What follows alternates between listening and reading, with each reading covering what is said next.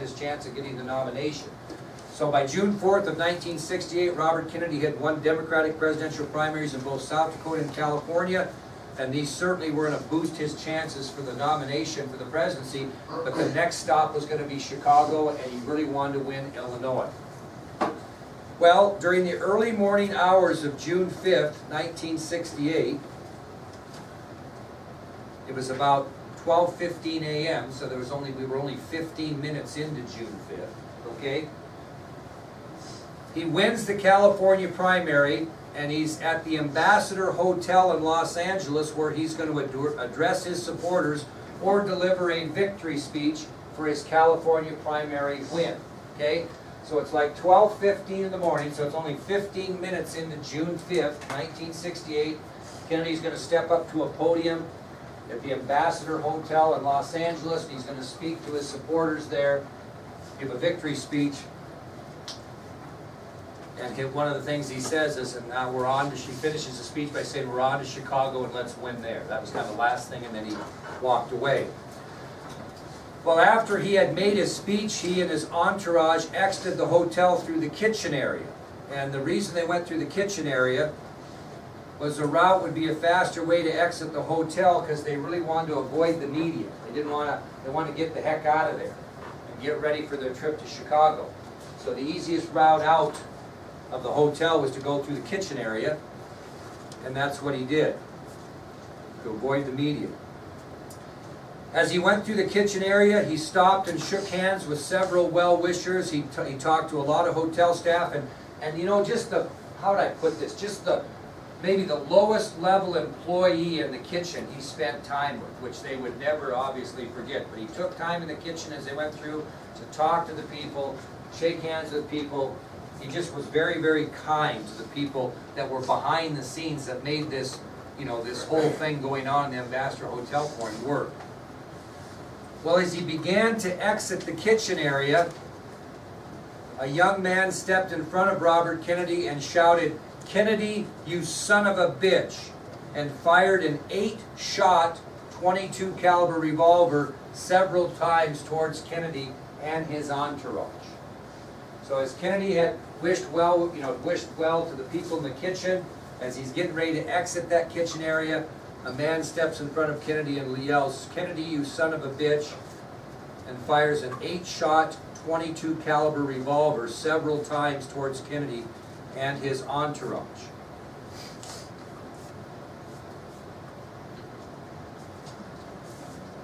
Just a 22 caliber pistol. The assailant was immediately detained by 3 of Robert Kennedy's supporters. Detained means he was captured, he was grabbed, he was held. He was caught right there. He didn't flee, such as Lee Harvey Oswald did and James Earl Ray. He was caught on the spot by 3 of Kennedy's supporters. One was a journalist by the name of George Plimpton. One was a journalist by the name of George Plimpton. Another was Olympic gold medalist in the decathlon, Rafer Johnson. Olympic gold medalist decathlete Rafer Johnson was also there to detain and capture the assailant. And a professional football player that played for the Los Angeles Rams by the name of Rosie Greer. Greer and Rafer Johnson were African American. Plimpton was Caucasian. So the assailant was immediately detained by 3 Robert Kennedy supporters: journalist George Plimpton, Olympic gold medalist decathlete Rafer Johnson, and professional football player Rosie Greer, all 3 Kennedy supporters. Now this is kind of interesting because this happened a couple times. Rosie Greer actually jammed his thumb behind the trigger of the revolver to prevent further shots from being fired. Okay? Stuck his thumb right behind the trigger. The shooting was not broadcast on live television, but the scuffle afterwards was recorded on an audio tape by a reporter by the name of Andrew West. So we don't have a video of the assassination, but we have an audio recording of the aftermath. So the shooting was not broadcast on live television, but the scuffle afterwards was recorded on an audio tape by reporter Andrew West.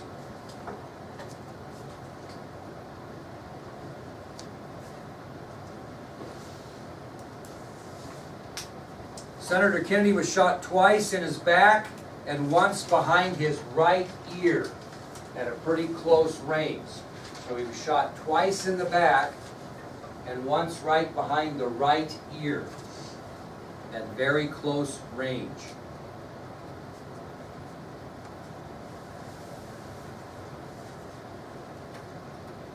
As Robert Kennedy lay bleeding on the floor, he asked if anyone else was hurt. Because the guy just emptied this 8-shot 22 caliber revolver. Not really, necessarily taking aim, just emptied it in the vicinity of Robert Kennedy. And 5 other people were actually wounded in this assassination attempt. So, as Kennedy's laying on the floor bleeding before he loses consciousness, he asked if anyone else has been hurt, and there were actually 5 other people wounded in the shooting. The first was a guy by the name of Paul Schrade. Paul Schrade. He was 43 years old. He was a member of the United Auto Workers Association who was there supporting Robert Kennedy. Paul Schrade, 43 years old, member of the United Auto Workers Organization who was at the Ambassador Hotel supporting Senator Kennedy.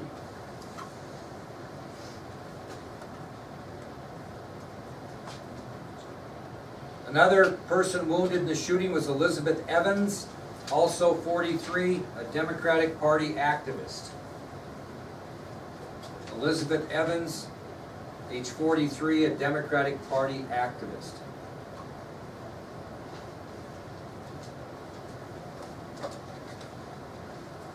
Another person wounded was Ira Goldstein. He was just 19, a local radio reporter.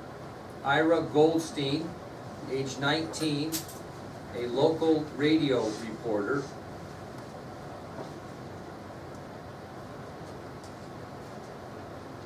Another person wounded was Erwin Stroll.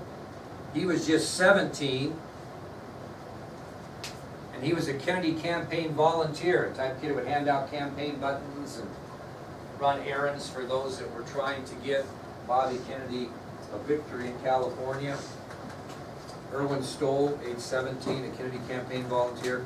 And the last person I've got a picture of up here with the signature, William Wessel. That's Paul Schrade, but I got William Wessel right here. And I also have Paul Schrade, but William Wessel.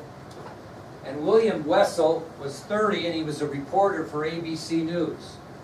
William Wessel was 30, a reporter for ABC News. And as he lay wounded after the shooting, he actually gave a news report back to ABC News in New York as he lay there wounded. Talk about dedication to your job. So William Wessel, age 30, a reporter for ABC News who actually gave a news report back to ABC as he was lying wounded. Senator Kennedy was rushed to Good Samaritan Hospital in Los Angeles and immediately underwent emergency surgery. Senator Kennedy was rushed to Good Samaritan Hospital in Los Angeles and immediately underwent emergency surgery. Now we're talking about this happening just shortly after midnight, right? On the 5th. Well, at 5 p.m. on June 5th, several hours later obviously, Robert Kennedy's press secretary, Frank Mankiewicz, described Senator Kennedy's condition to the media as, quote, extremely critical as to life. So at 5 p.m. on June 5th, Robert Kennedy's press secretary, Frank Mankiewicz, described Senator Kennedy's condition to the media, to the public, as, quote, extremely critical as to life. Now at this point, at 5 o'clock on the 5th, the doctors were much more concerned about survival than recovery. What do I mean by that? He might not be able to run for president. Well, he might not have any mental, who knows? I mean, that he would survive, but his mental capacity may be zero, you know what I'm saying?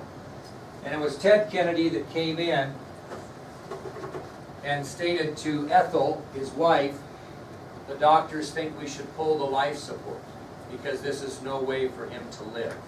So by 11 o'clock that night, they knew that he was dying and probably wouldn't survive anyway, and wanted to ease the misery, I guess, so to speak. So the decision was made. Early in the morning of June 6th, and that would be shortly after, again after midnight, not long after midnight,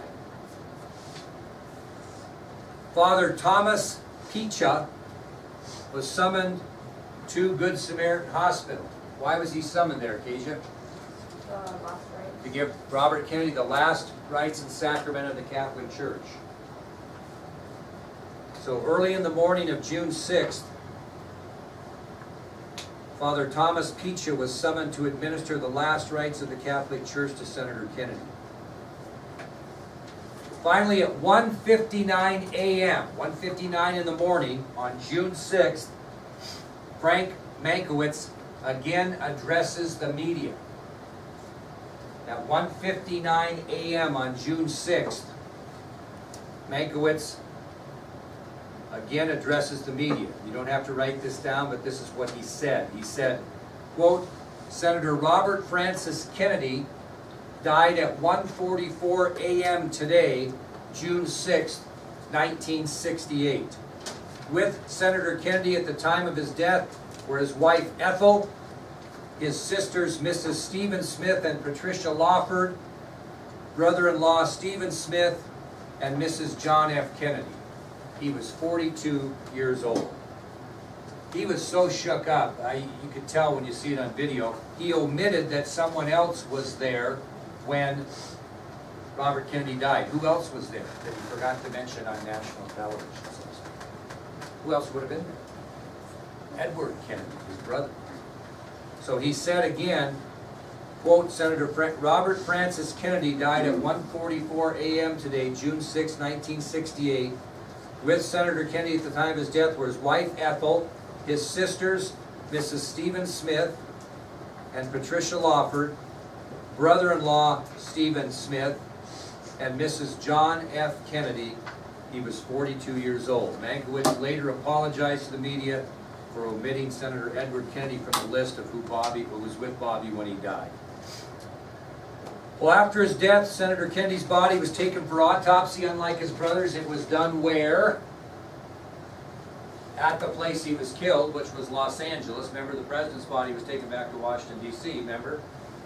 Well, Kennedy's body was taken for autopsy in Los Angeles. Then it was loaded on an airplane that was provided by the White House. And then at 1:20 p.m., that would be 1:20 in the afternoon, on June 6, 1968, his body was flown back to New York City and taken to St. Patrick's Cathedral for funeral mass.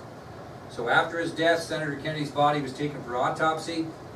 It was then loaded on an airplane provided by the White House at 1:20 p.m. on June 6, 1968. Robert Kennedy's body was flown back to New York City, prepared, and then taken to St. Patrick's Cathedral for the funeral mass. The funeral mass occurred on June 8, 1968 at St. Patrick's Cathedral, and who gave the eulogy? Who do you think gave the, what? Nope, good guess. How many? We got Joe Kennedy killed in war. We got John killed. Yeah, we got John Kennedy killed, assassination. Robert Kennedy killed by assassination. The only one left, really, was Edward, and he gave the eulogy. Now, what was the Kennedy creed? Kennedys don't cry. You're going to see Robert Kennedy give this, or excuse me, Edward Kennedy give this eulogy today, and he had a very difficult time. And this is what he said, and you might remember that one of these quotes. And you don't have to write this down because you'll see it. He says, "My brother need not be idealized or enlarged in death, what he was in life. He should be remembered simply as a good and decent man who saw wrong and tried to right it, saw suffering and tried to heal it, saw war and tried to stop it. Those of us who loved him and who take him to his rest today pray that what he was to us and what he wished for others will someday come to pass for all the world. As he said many times in many parts of this nation of those he touched and who sought to touch him, quote, some men see things as they are and say, why? I dream things that never were and say, why not? Anybody see that at Robert Kennedy's gravesite this year? It was behind the gravesite. This was really emotional. After the funeral mass, Senator Kennedy's body was transported by train from New York City all the way to Washington, D.C. for his burial in Arlington National Cemetery. The train was several hours late because of the large crowds of people. They lined the railroad tracks from New York City to Washington, D.C. on both sides in tribute to Robert Kennedy. It was incredible, and you'll see footage of it. And they had said that Ted Kennedy had never cried in his life until he watched the people that lined up as his brother's body was taken from New York to Arlington. It was incredible, and you'll get a chance to see that. Once in Washington, a funeral procession took the slain hero to Arlington Cemetery, and Robert Francis Kennedy was buried at 10 o'clock at night on June 8, 1968, some 30 yards from the late President Kennedy. You've seen that. 10 at night on June 8th. You know what Ethel Kennedy did after the burial? To try to heal, she invited close family friends to her home for a cocktail party. You notice that a lone white cross marks the final resting place for Robert Kennedy, a symbol he requested prior to his death. Here's what's amazing to me. Robert Kennedy left behind 10 children, and his wife Ethel was pregnant with the couple's 11th. Incredible. You don't write these down, I'm just going to go through these.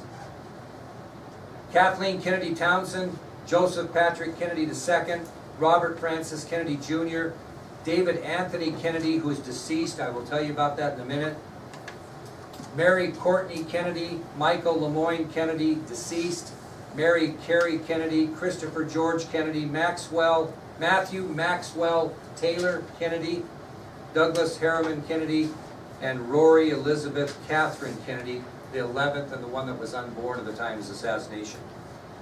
Michael Lemoyne Kennedy was killed in a ski accident. I don't know if you had heard that. He was skiing in Aspen, and they were playing football on skis, which was not uncommon for them. They were a little bit daredevils, and he ran into a tree and was killed. David Anthony Kennedy was a sad story. David Anthony was, the third boy. And Robert Kennedy always felt bad for David because he just kind of got lost in the shuffle. So Robert Kennedy decided to take him to Los Angeles with him. As his father is assassinated on live TV, so to speak, or at least the story behind it, he sees the boy is in the hotel room at the Ambassador Hotel watching his father killed on television. And they forget that he's in there in the confusion. I mean, they kind of forget, and he sits there for hours by himself. Later, had incredible troubles with drug abuse and died of a drug overdose in Florida. I think he was in his early 20s. So it was a sad story, David Anthony Kennedy. He never recovered from that. Now, Senator Robert Kennedy's death is going to result in two significant changes in America. Two significant changes in America. For the first time in history, the Secret Service is going to protect presidential candidates. Before that, you had to provide your own protection. After the assassination of Robert Kennedy, the United States Secret Service would begin to protect all presidential candidates. From the time they announced their intention to run for the presidency publicly until the campaign was over, they would be protected by the Secret Service. Now, the second thing his death did is it just threw the Democratic Party into an unbelievable mess. The Democrats would be fragmented, and it's going to give a victory in 1968 to the Republican Party. It was the end of the Democratic Party's chances to win the White House. Now, do I know if Robert Kennedy would have gained the nomination and been elected president? Nobody really knows that. Historians will say that for sure he would have gained the nomination. Whether he would have defeated Richard Nixon is another story. We don't know that. But certainly the chances for the Democratic Party went right down the tubes. The shooter who assassinated Robert Francis Kennedy was later identified as a 24-year-old Palestinian by the name of Sirhan Sirhan. Okay, before we continue the lecture, we're going to watch a video. Give your hand a little bit of a rest. This is a very good video. I want to tell you about this. You know, Destiny has a funny thing.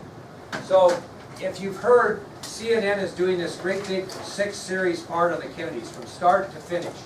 And so I've recorded them all, but I haven't got a chance to kind of watch them and get them on a DVD. So the other day I decided to start watching them. It just so happened that what I watched was exactly what we just talked about today.